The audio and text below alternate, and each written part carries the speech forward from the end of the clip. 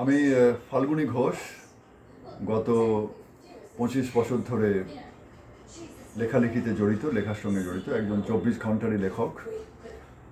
আমার মহাকবিতা সংগ্রহ পালক থেকে বেরিয়েছে, কলেজ স্ট্রিটের বিখ্যাত পালক। খুব ভালো কাজ করছেন ওরা।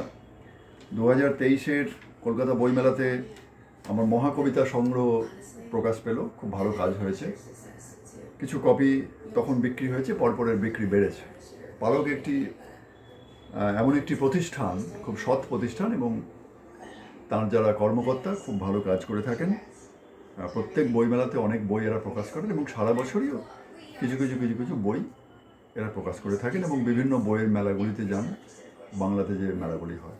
তাছাড়াও চিন্তনে জাগরণে আরও একটি বই, এটি প্রবন্ধের বই। আগেরটি ছিল মহাকবিতার বই।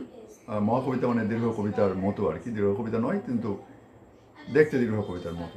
আর এটি হচ্ছে চিন্তনে ও জাগরণে।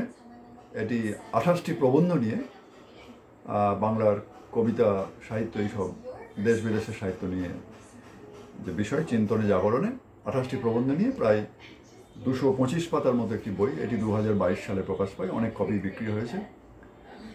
এবং আরেকটি বই আমার কাছে এই মুহূর্তে নেই, পোয়েটস ফিলসফি।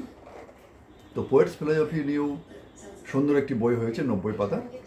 তো পালকের এই সুন্দর কাজ, ঝকঝকে ছাপা, সুন্দর বাঁধায়, সামগ্রিকভাবে পালক আজকের দিনে একটি বিশ্বস্ত বই প্রকাশের প্রতিষ্ঠান। আপনারা পালকের সঙ্গে যোগাযোগ করতে পারেন।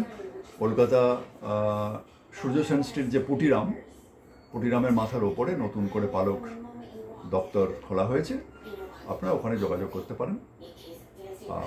অনেক ধন্যবাদ, থ্যাংক ইউ।